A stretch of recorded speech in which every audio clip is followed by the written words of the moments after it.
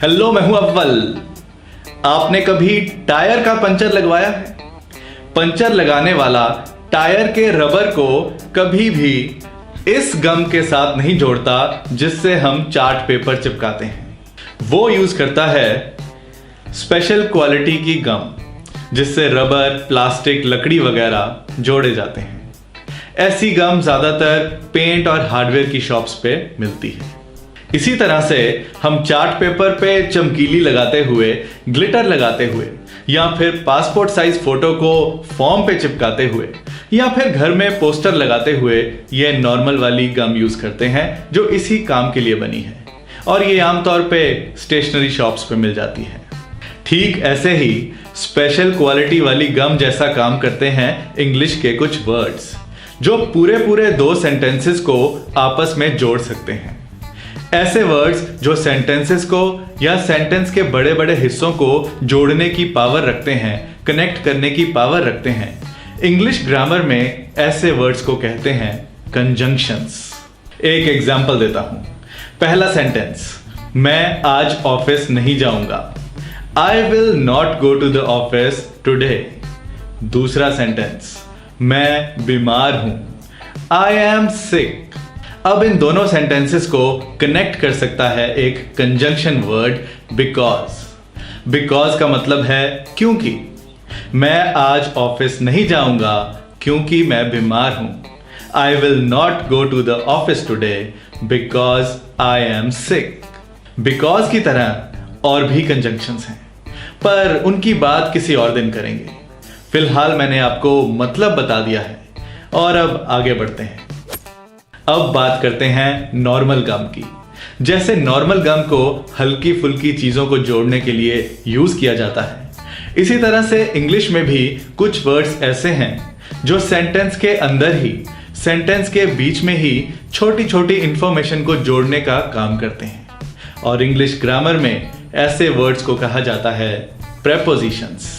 ज्यादातर प्रेपोजिशंस का काम है सेंटेंस के अंदर कब, कहां, कैसे और किसके लिए ऐसी इंफॉर्मेशन को जोड़ना।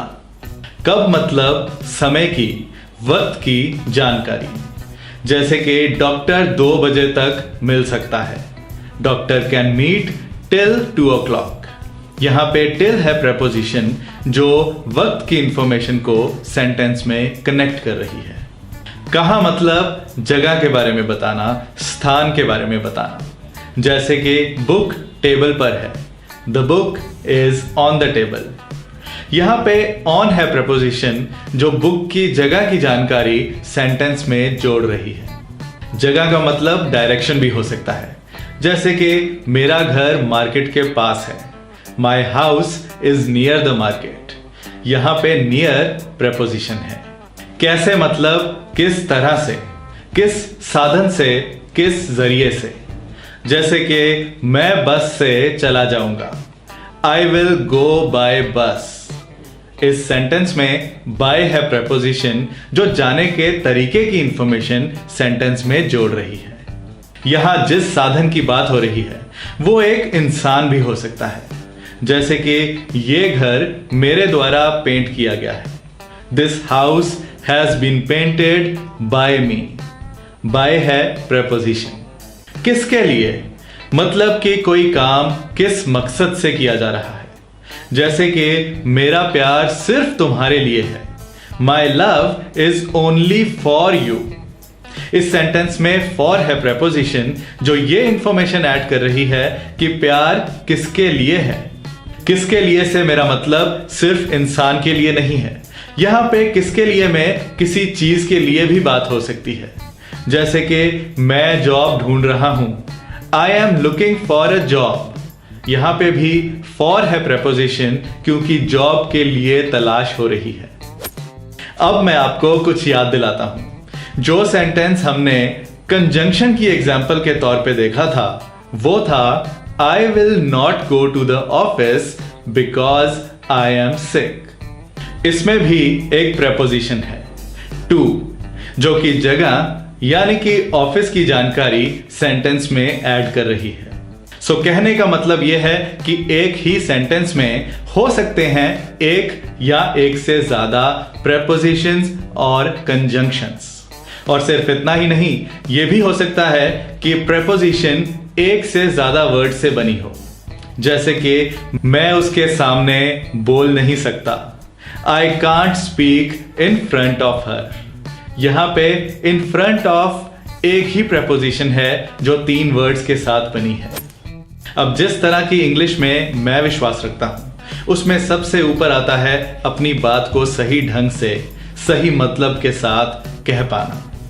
क्योंकि किसी भी लैंग्वेज का मतलब तभी है जब आप सामने वाले को बोल के वो कह सको जो आप कहना चाह रहे हो। हर लैंग्वेज में कुछ ऐसे रूल्स होते हैं जिन्हें अगर आप फॉलो ना करो तो बात का मीनिंग सही नहीं निकलता, बात अटपटी सी लगती है। और कुछ रूल्स होते हैं चॉइस के, कि ज्यादातर तो ऐसे बोला जाता है, पर अगर आप वैसे भी बोलो तो भी चलेगा। और सिर्फ इंग्लिश में ही नहीं, हर लैंग्वेज में ये चीजें होती हैं।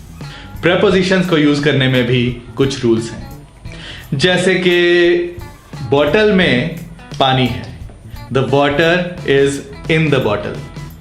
और बॉटल पे पानी है, the water is on the bottle. इन दोनों सेंटेंसेस में फर्क सिर्फ एक वर्ड का ही है, एक में इन है, एक में ऑन, पर दोनों का मतलब बहुत अलग है। अगर आपने कहना हो कि बॉटल में पानी है, पी लो, और आप गलती से कह दो कि बॉटल पे पानी है, पी लो, तो मुझे नहीं पता कि सामने वाला आपके साथ क्या करेगा। और दूसरी तरफ ये एग्जाम्पल लो कि मुझे बुक दे दो, गिव मी द बुक। मुझको बुक दे दो, give the book to me. Rules की माने तो पहले वाला रूल्स के मुताबिक है, पर असल में मतलब दोनों का एक ही निकलता है। सो दूसरा भी गलत नहीं है। सो हम पहले वो प्रेपोजिशन समझेंगे जो सुपर इंपॉर्टेंट हैं और जहां गलती करने से सेंटेंस का मतलब बदल सकता है। अच्छी खबर यह है कि प्रेपोजिशंस की कोई फॉर्म नहीं होती। पास्ट टेंस हो, प्रेजेंट हो या फ्यूचर की बात हो, प्रेपोजिशन हमेशा एक ही फॉर्म में रहती है। जैसे कि मैं कुर्सी पे बैठता हूं, I sit on the chair. मैं कुर्सी पे बैठा हुआ हूं, I am sitting on the chair. मैं कुर्सी पे बैठा था, I sat on the chair. इन तीनों सेंटेंसेस में टेंस बदलता गया, लेकिन ऑन ही रहा। एक और मजेदार बात बताता हूं कि प्रेपोजिशन को प्रेपोजिशन क्यों बोलते हैं। इस एग्जाम्पल को देखो, बात करो, टॉक। अब इस सेंटेंस में इंफॉर्मेशन जोड़ते हैं कि कैसे बात करो। इंग्लिश में बात करो, टॉक इन इंग्लिश। आपने देखा कि इंग्लिश में बन गया इन इंग्लिश। इंग्लिश में की ट्रांसलेशन इंग्लिश इन नहीं होगी, इन इंग्लिश होगी। इन पहले बोला जाएगा, बाद में इंग्लिश लगाया जाएगा। इसका मतलब यह हुआ कि हिंदी और उर्दू के मुकाबले इंग्लिश लैंग्वेज में जो वर्ड इंफॉर्मेशन को जोड़ता है वो वर्ड पहले आता है और उसके बाद आती है वो इंफॉर्मेशन जिसे जोड़ा जा रहा है। सो कनेक्ट करने वाले वर्ड की पोजीशन है पहले, प्री पोजीशन। प्री का मतलब है पहले, जैसे नर्सरी क्लास से पहले होती है प्री नर्सरी। मोबाइल में पहले से पैसे डलवाए हों तो वो होता है प्री पेड। इसी तरह से प्री पोजीशन, पर बोलने में हम प्री पोजीशन नहीं बोलते, प्रेपोजिशन बोला जाता है। इसी तरह से कमरे में, इन द रूम, टेबल पर, ऑन द टेबल, एयरपोर्ट पे, एट द एयरपोर्ट, तुम से, फ्रॉम यू, मेरे लिए, फॉर मी। इसीलिए कहा जाता है कि इंग्लिश को इंग्लिश में ही प्रैक्टिस करके सीखना चाहिए, ना कि अपनी लैंग्वेज से ट्रांसलेशन कर करके। आइए अब एक नजर डालते हैं कि सेंटेंस में प्रेपोजिशन को कहां फिट किया जाता है।